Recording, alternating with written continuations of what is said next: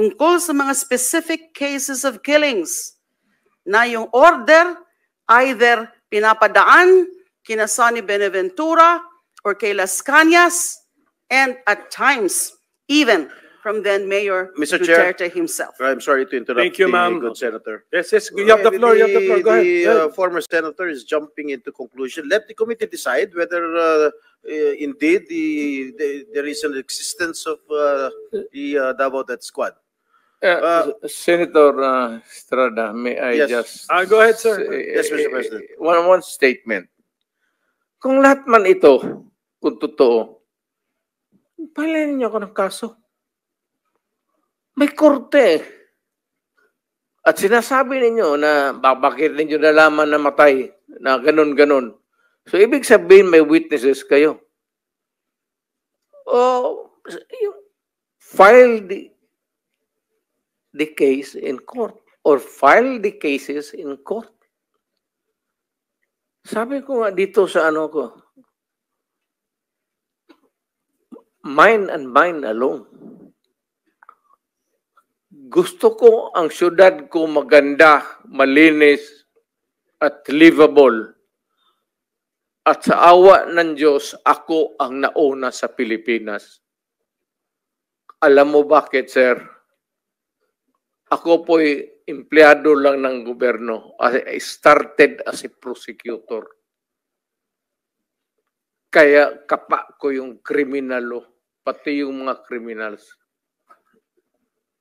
That is why, Mr. President, I was asking during my line of questioning a while ago, addressed to former Senator De Lima, why did she not file cases when she was the head of the Commission on Human Rights? She investigated, allegedly, the DDS, if there is a right term for it. She did not file any cases. You were present, Mr. President, when Senator De Lima, or when she was the chair then of the CHR, you were present during the investigation, if I'm not mistaken, Mr. President. And, Yes, sir. And the president, when I asked him, denied that there was an existence of the Davao Death Squad. My question lang, Senator De Lima, bakit hindi kayo nag-file ng mga kaso kung talagang naniniwala po kayo na meron ho talagang death squad? Why did you not file cases immediately when he was just still a mayor? Yes, Your Honor, nasagot ko na po yun. Hindi mo nga Dahil sinasagot yung mga pwede talagang mga maging witnesses ay hindi pa willing, takot pa na mag-testify against the former mayor. All right, when you were Secretary of Justice, you had all the power. You were a very, very powerful cabinet member under the Aquino administration. Why did you not pursue it? Because at that time, wala na nga hong nagiging resulta ng mga nagiging investigation din.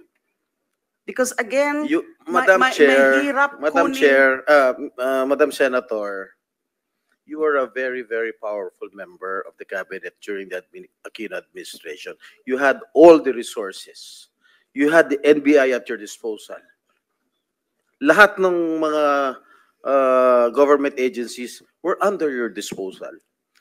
You had the ear of the president. Bakit hindi kayo nag-file ng kaso laban kay Mayor Duterte? At that time, the relevant, real evidence, testimonial evidence, wala pa po sa aking disposal. Although I did try, yung sinabi ko po kanina, na rinifer ko na muna sa NBI. So, kaya lang, yun ang naging report, binalik nila sa akin. Now, they're trying, pero nahihirapan din sila na i-access yung mga witnesses. Mr. President, Yung Mr. Chair. sinasabi po kanina ni former President Duterte na Davao is the safest city, I think that is belied by statistics. I don't have the exact statistics now, but I read certain data. It's not the safest city. It has So what is the safest city as far as you know? I would not know.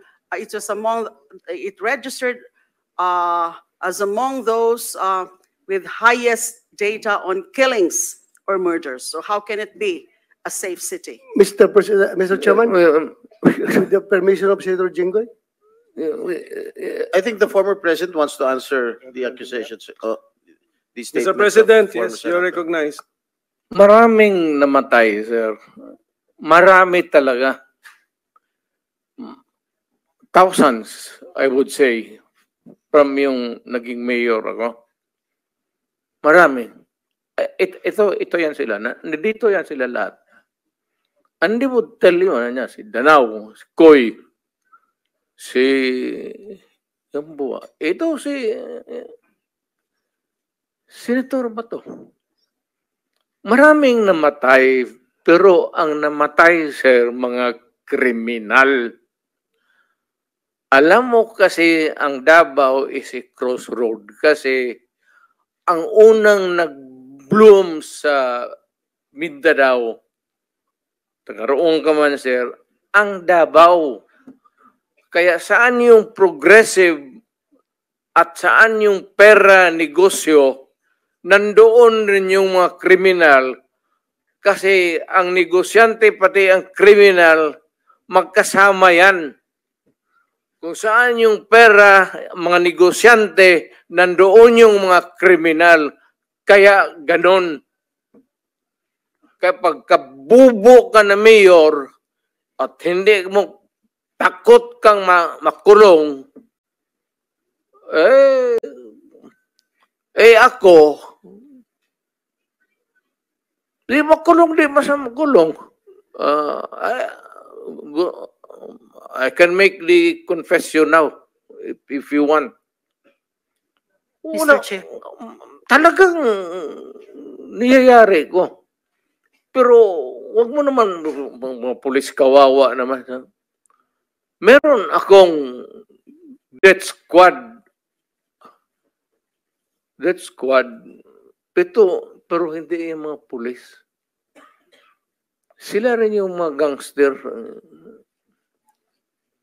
Yung isang Mr. Chair. gangster, utusan ko, patayin mo yan, kaya kung hindi mo patayin yan, patayin kita ngayon. Bakit mo isakripisyo yan sila? Alam mo, sir, ganito, ha? Mabutit na lang nandito, if you give me time. Ang pulis, sir, kawawa. Hindi mo alam, ito, nandito itong mga, pag ang pulis na pahilan ng kaso, sir, suspended yan. Wala ng pagkain yan sa... The day that the suspension is issued, that day, ang pulis wala ng pagkain, ang mga pamilya nila wala ng pera, ang mga bata wala ng pamasahe, hinto lahat. Paralyze ang pamilya ng pulis. Hindi ninyo alam yan. Kaya may kaibigan kayo ng pulis, tanungin ninyo. Yan ang buhay ng pulis. Kaya protektado ko yan sila. Pagka in the fulfillment of duty, sabi ko sa kanila, magpakamatay ako sa inyo. Pero pag nag-abuso kayo, nagpatay kayo ng tao, nag-hold up kayo, nag-kidnap kayo, putang ina, ako mismo ang papatay sa inyo. Mr. Chair. Mr. President, kayong Mr. magpahuli. President, okay, ako muna may tanong. Kasi medyo nalito rin po ako. So, ibig niyo sabihin na gusto niyo proteksyonan yung police, ayaw niyo silang gamitin sa maipit sila kasi kung masuspend sila, kawawa pamilya niya. Tapos nabanggit niyo, may sarili kayo ngayong tinayo na hit squad. Is that what you're trying to tell us? Para hindi po kami nalilito po. I mean, can we be very clear? Hindi naman Sa salitang ano po ito? Salitang diretso. Opo. Hindi naman death squad. Basta alam ng tao sa Davao na nandyan ako at magkamali ka and you commit a heinous crime at walang mapuntahan yung agrabyado, ako yan. And then how do you remedy the situation, Mr. President? Or how did you remedy those situations na nalapitan ka? When I am called for another investigation, sir, sabihin ko. Hindi ko man ito drama. Tanungin niyo ako ulit, tapos, well, my experience, 73 years old na ako, sir. So, in a few years, 2-3 years, may sakit na rin ako. Gusto ko iwanan yung lahat para malaman. Thank you, Mr. President. Just one last statement. Last, Your Mr. Honor, Chair. I cannot help myself. No, excuse me. Senator Estrada has the floor. Merong intervention gusto rito. If you will permit Sige, it. okay. Okay, Senator Bato, go ahead. Yeah, I just would like to put on record na the statement of our resource persons, Attorney Laila de Lima, that Davao, dinidisclaim niya palagi na Davao is not the safest place in the Philippines. So what does that make of all these awards that was received by Davao City? Not only the LG of Davao City, the Davao City Police Office, ay palaging Best City Police Office of the Year. Halos forever na eh. Kaya there came a point na yung Davao City Police Office ay hindi na sinasali sa best competition as far as unit performance is concerned dahil yung ibang mga syudad hindi na makakatanggap ng award dahil Davao City palagi na nanalo based on record yan sa Camp Crame. Ngayon, ako mismo, I'm from Davao. I can tell you, Davao City is the safest place anywhere I go in the Philippines. The safest place for law-abiding citizens and the most dangerous place for the criminals. Talagang pag gumawa ka ng krimen ng Davao, pulis ako ng Davao, hahabulin talaga kita. Hahanapin talaga kita, Mr. Chairman. Pag ikaw gumawa ng krimen sa aking syudad, hahabulin talaga kita. Kaya po, Mr. Chair. ay, para pagbigyan sila, sige, sila na naman.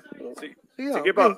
Okay lang? Okay na. Sige. Okay lang, Just okay lang. last statement before I sige. wrap up, before I give the floor to Senator Risa. I just would like to put on record the statements made by former Senator De Lima. During the investigation here in the Senate, during her term when she was still a senator, wala pa rin nakita ebidensya tungkol dyan sa mga DDS na tinatawag. Nung CHR chairman siya, wala rin nangyari sa mga investigation at wala pa rin nakita ng ebidensya. Nung secretary siya ng DOJ, which is a very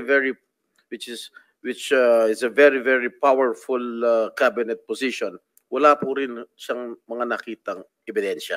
At hanggang ngayon, yun pa rin po ang sinasabi niya, wala pa rin gustong mag-testify, wala pa rin siyang kinakasuhan. So I think that is a matter of incompetence, Mr. Chair.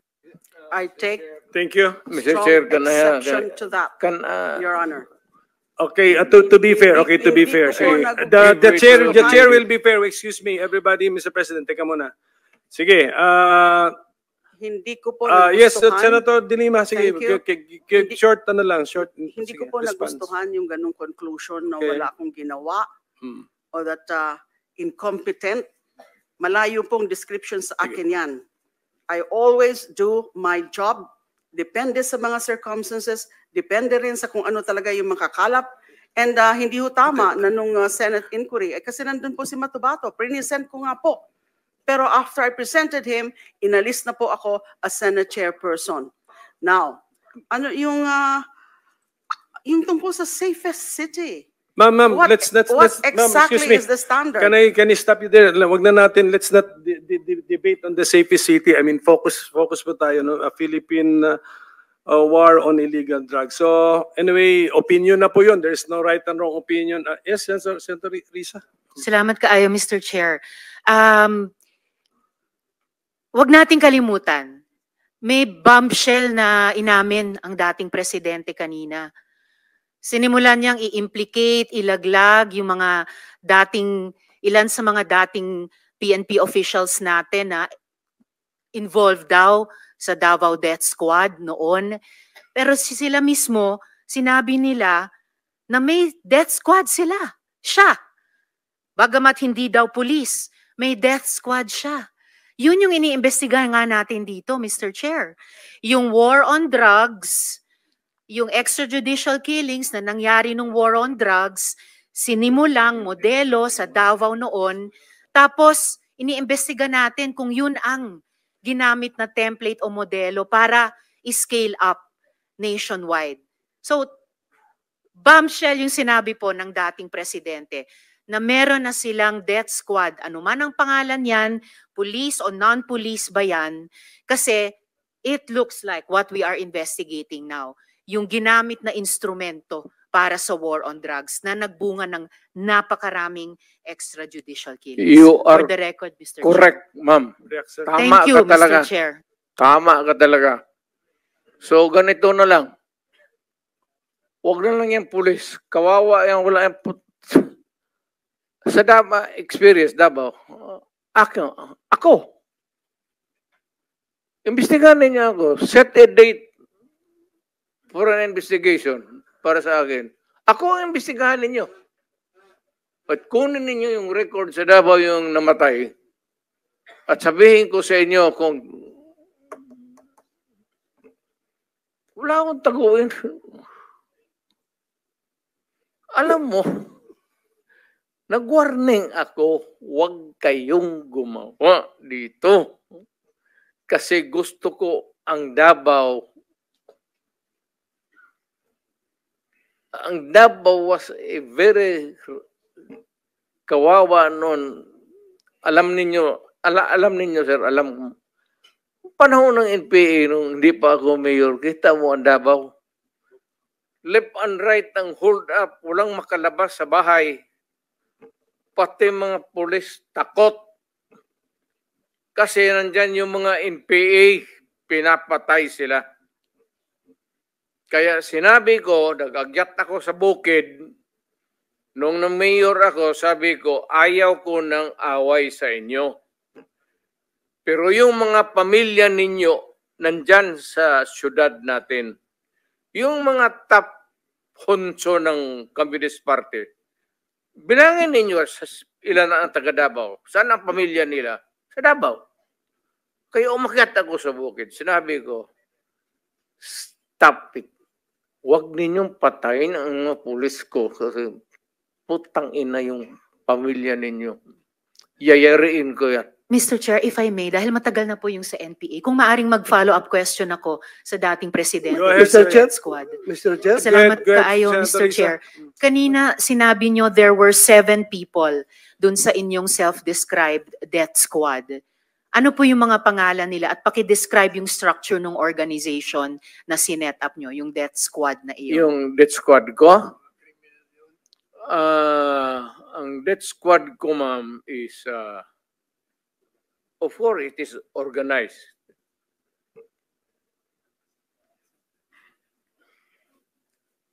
Hanggang dyan lang. Ano po yung structure ng organization na iyon? Against criminals. Hindi po, yun yung task siguro na binigay nyo. Pero anong structure ng death squad niya iyon? Structure against crime and criminals. Ibig sabihin, ano po yung setup? At sino yung 7 yon na miyembro ng death squad Fight nyo? crime. No sir, yung pangalan nung sabi nyo, 7 tao na nasa death squad nyo. Mukhang patay naman sila lahat, ma'am. It's okay sir, ano pong mga pangalan nila? You know, when I was mayor, it's about 43. I am now 73. For the life of me, I cannot remember the name. And ano po yung structure nung 7 yon? Merong bang team leader, may 2 tenyente, then may 4 pa na tao? Ano po yung structure ng organization na iyon? I said I am 73 years old. Hindi ko nga alam kung bakit nandito ako kaharap mo. Sir, I'm sure alam nyo kung bakit kayo nandito. In fact, kayo po yung nagsalita ng pinakamarami sa resource persons. Well, May reward po ba yung 7 iyon sa death squad nyo? again, ma'am? May rewards po bang ibinibigay sa mga miyembro ng death squad nyo tuwing nakakapatay sila? Police? Police ba yung death squad nyo? Yung Yun ang allegations. Hindi po, yung sinabi nyo kanina. Huwag tayong lumabas dyan. Hindi po ako lumalabas. May ibang lumalabas. O, Yung dito sinabi tayo po ninyong ang death squad, pinag-usapan may dito rewards po ba is yun? centered sa police na sinasabi na binabayaran. No sir, pina-follow up ko yung sinabi ninyo. Ay, yung civilian? Unprompted. So, kung civilian yon, yung sinabi nyo na death squad nyo na 7 tao, may rewards po ba yung 7 taong iyon kapag nakakapatay sila? Ay, hindi ma'am, mayayaman yung mga, maraming gago na mayayaman sa Davao. Hindi Ano mo pong kaya- koneksyon ng mayayaman sa Davao? Gusto dun sa pumatay miyembro ng ng mga death kriminal. squad? Because Ibig sabihin, they want their city to be safe. Nagbibigay sila, yung Because mayayaman, ng they want rewards sa business to death thrive. squad? Yes sir, bago po yan. Oh. Sinasabi nyo ba na yung mayayaman sa Davao nagbayad sa death squad para pumatay? No, hindi ma'am. Si Sila Colonel mismo. Makasait po ba kasama sa death squad na iyon? Sino? Colonel Makasait, kasama po ba sa death squad na iyon? Colonel Makasait? Ma'am, alam mo, sa totoo lang, mahabang istorya to. It's okay sir, maikli lang sana Pero kung ang sagot. problema, ma'am, patay na yung tao. Si Colonel Makasait ay patay na. Ayaw kung marami. May- Police officer in the police department. Pero patay na yung tao. Okay sir, may Huwag mo rewards akong po ba tanungin sila? kung anong history yung tao na yan, patay na. Okay, may rewards po ba sila, yung mga miyembro ng death squad nyo? Sino? Ako? Magbigay? Yung 7 miyembro, kung sino man ang nagbigay, may rewards ba sila kapag pumapatay sila? Walang reward, ma'am, kung Walang police rewards. yan. Lalo Hindi na ho. police. Bakit Wag- ako magbigay ng reward sa mga... Paiba-iba, hindi po. Trabaho Paiba-iba po nila yung yan. sinasagot nyo eh. Hindi ko tinatanong yung mga pulis. Oh, Tinatanong ko po yung mga miyembro ng death squad nyo. ah. Binabayaran ba sila kapag nakakapatay sila? Wala. Wala. Okay. So, libre lang yung May I remind the pagpatay. Senator, this is just an intervention. Yeah, sorry. We have to I follow, apologize, we have Mr. to Chair. follow the Yes, order. I Please, submit, please. Mr. Okay. Chair. The time for Senator Estrada has expired. Senator Villanueva for just Mr. an Chairman, yes, interjection. Mr. Chair. Mr. Chairman, I've been here for more than 4 hours, and according to